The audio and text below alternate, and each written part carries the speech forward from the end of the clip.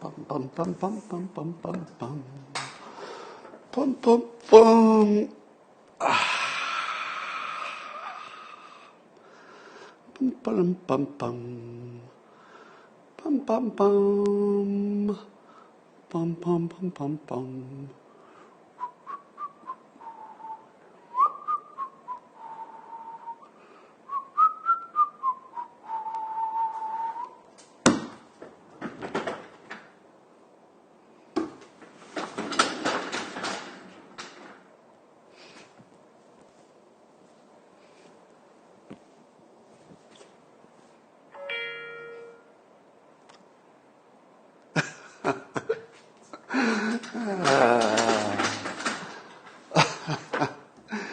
Yep, I did predict this one. Let's see how much money I made on Predict It.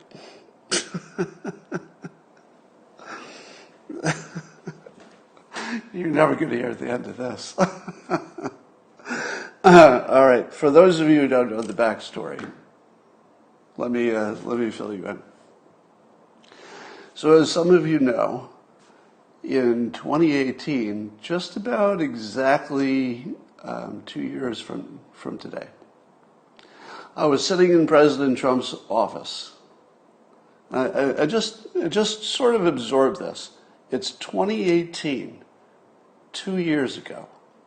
I'm sitting in Trump's office. Literally, I'm in the Oval Office.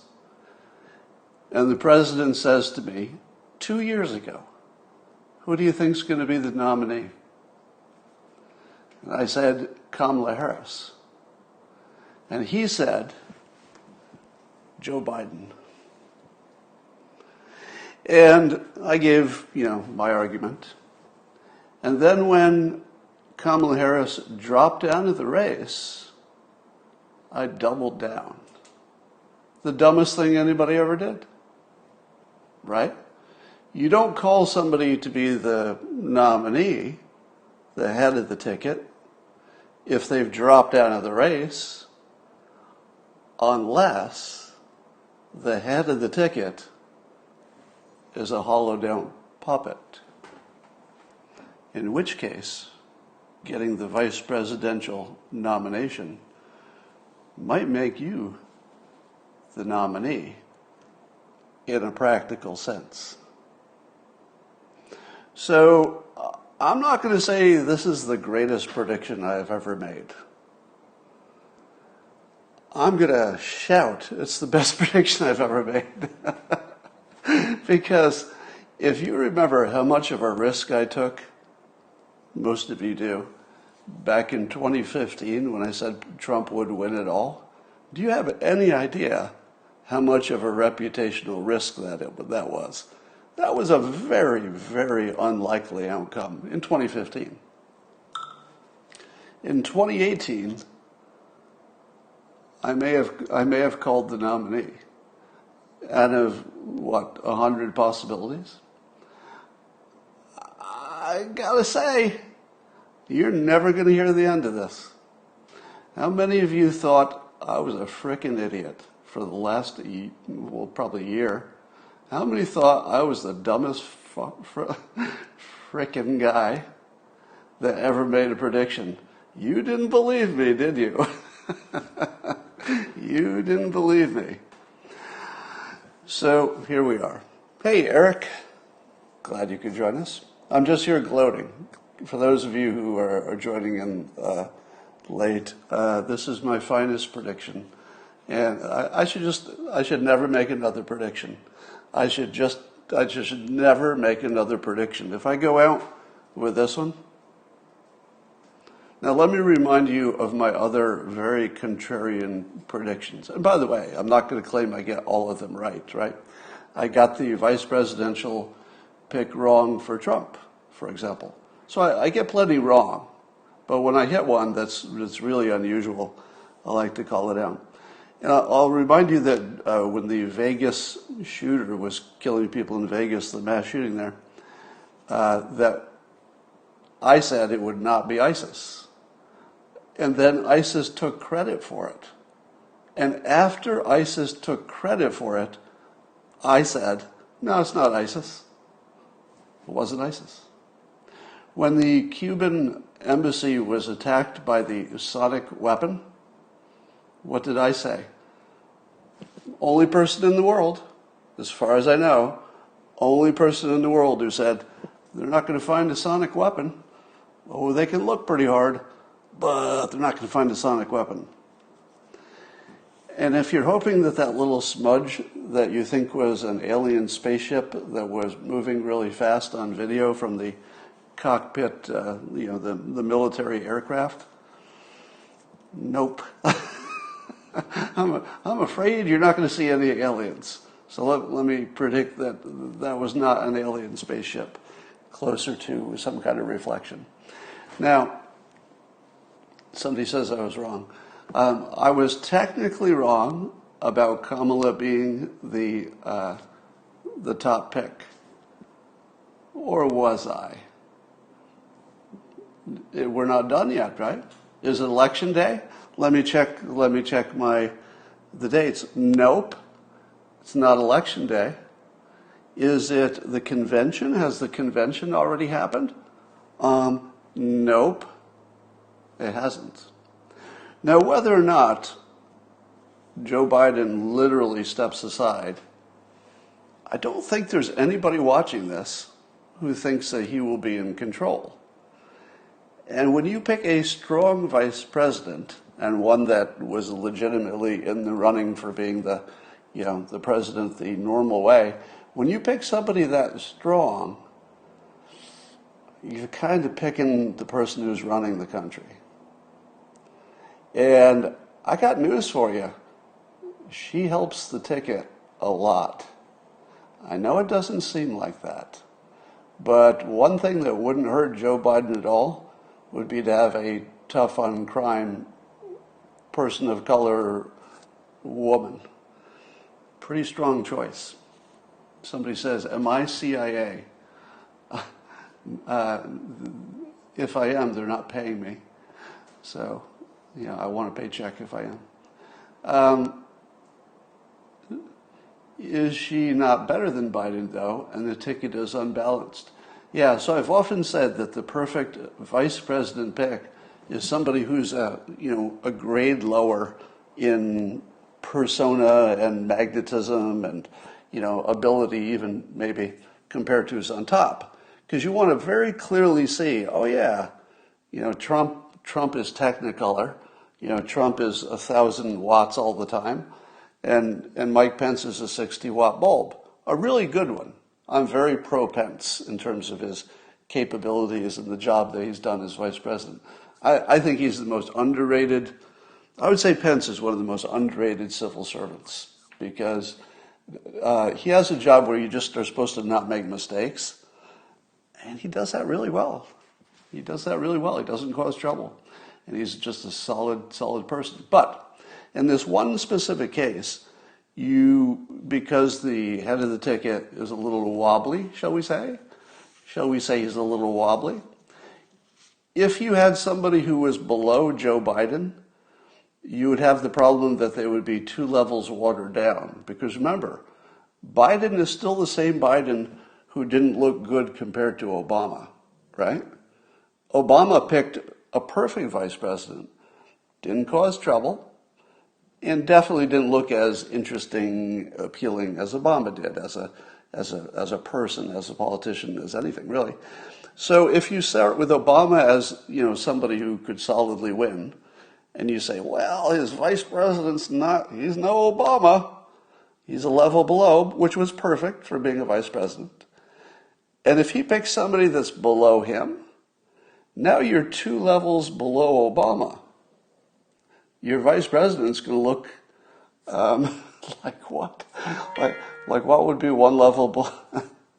I think people are going to be texting me to note my accurate pick. But if you had a vice president pick who was 2 levels below Biden, who the hell would that be? Right? It wouldn't even be, you'd have to go sub-mammal. You'd have to say, Joe, we've been looking for somebody who's, a level below you, and we've exhausted all of our mammalian possibilities. We're thinking of extending our search into the rest of the animal kingdom. Maybe an anteater. I don't know. We got to look around.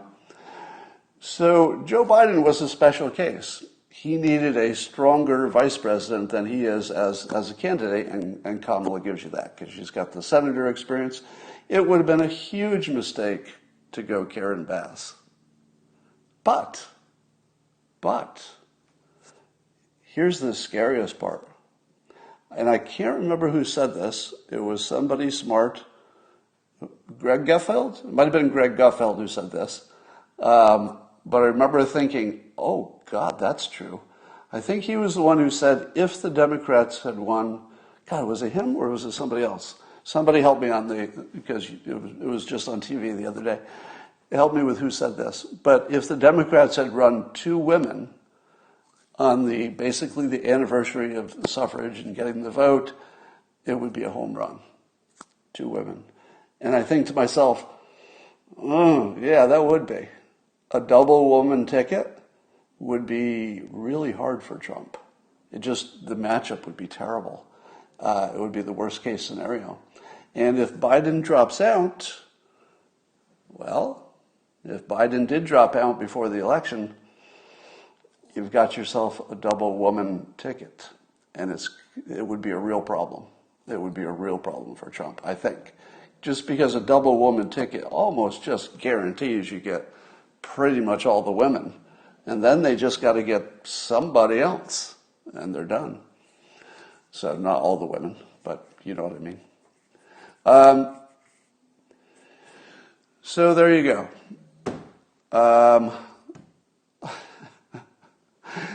So somebody was mentioning George Conway in an unflattering way, and I'm not too proud to say it made me laugh.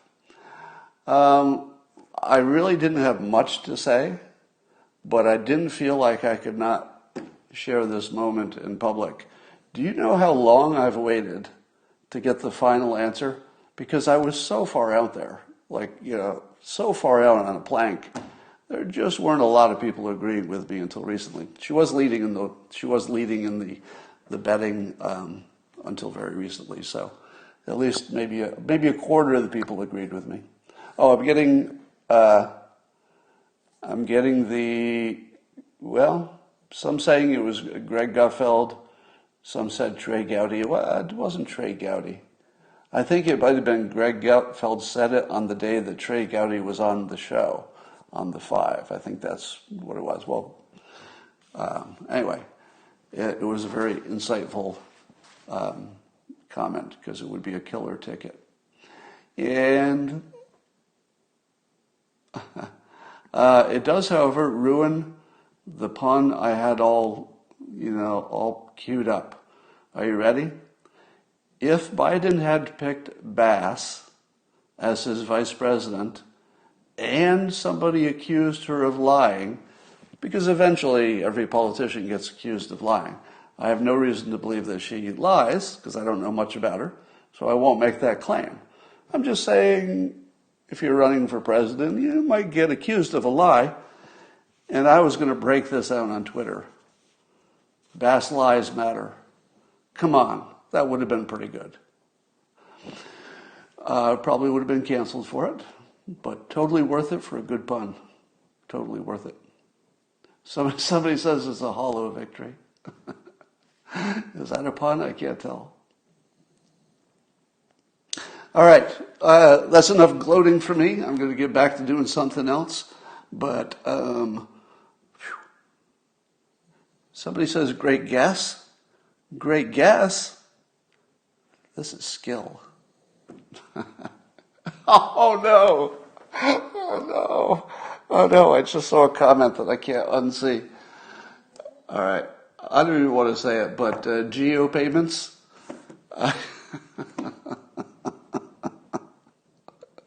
Can you also, is it too late? I stopped it on my end, but I think the comments are going by at your end.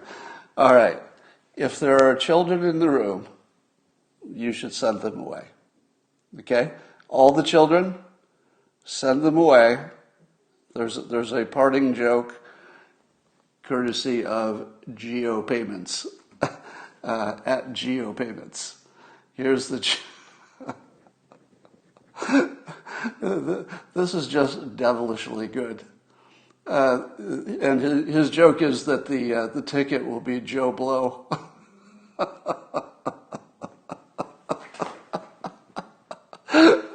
Joe Blow, 2020. Joe Blow, 2020. All right. Now, I have to be honest. I do not approve, and I mean this seriously. This is a serious statement, even though I'm laughing when I say it. I don't approve of any of the, Kamala Harris sexual insults about her past. I just don't like it. I don't like fat shaming. I don't like, any kind of mocking people for their sexual preference. I don't like any of that stuff. And I don't like it when women especially are being piled on for, whatever experiences they've had in the past. That's their business, not mine. That said, all of that said, and I mean it sincerely, it's not a place that I think is appropriate for joking. That said, Joe Blow 2020 is one of the best jokes ever. And that's not my fault. It's not my fault that I laugh at that. I'm a victim. I'm a victim just like you are. If you're laughing at that, you're a terrible person, just like me. You're deplorable. I just saw George Takei, who's a big Trump critic, who said that whoever the vice presidential candidate is, that they should stop piling on each other as Democrats because, as soon as that person is selected, George Takei said that Trump and his goons would be coming after her. And I tweeted back to him and said, we prefer to be called deplorables, but it would be a great band name, Trump and his goons. It would be a great band name. But how in the world did we not see Joe Blow?